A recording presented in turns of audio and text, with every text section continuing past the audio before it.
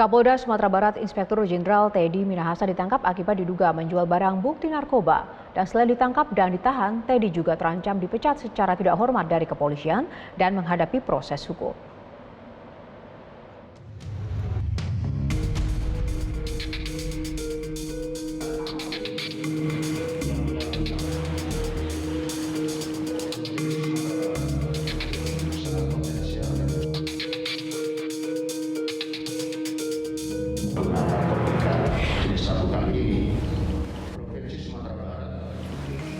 Pengungkapan kasus narkoba dengan barang bukti sitaan mencapai 41,4 kg sabu oleh Polda Sumatera Barat pada Mei 2022 lalu menjadi titik balik bagi Inspektur Jenderal Teddy Minahasa.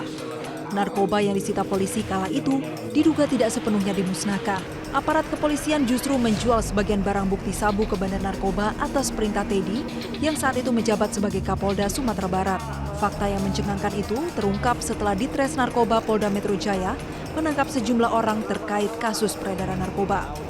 Setelah mendengar ada kasus itu, Kapolri memerintahkan Kepala Divisi Propam Mabes Polri untuk menangkap Teddy Minahasa. Penangkapan dilakukan sebelum Presiden Joko Widodo memanggil seluruh pejabat Polri, mulai dari Kapolres, Kapolda, hingga Kapolri ke Istana pada Jumat kemarin. Setelah pengarahan dari Presiden selesai, Kapolri Jenderal Listio Sigit Prabowo dalam jumpa pers di Istana Kepresidenan Jakarta mengakui jika Teddy Minahasa telah ditangkap atas dugaan kasus narkoba.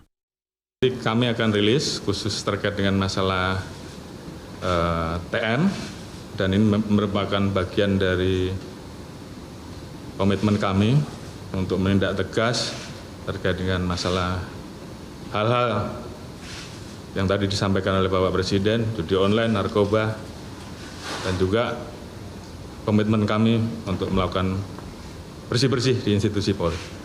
Demikian, terima kasih. Sebelum kasus ini terungkap, Kapolri sebetulnya telah menunjuk Teddy Minahasa sebagai Kapolda Jawa Timur yang baru, menggantikan Inspektur Jenderal Niko Afinta yang dicopot setelah kasus tragedi Kanjuruhan Malang. Namun Kapolri segera membatalkan keputusannya.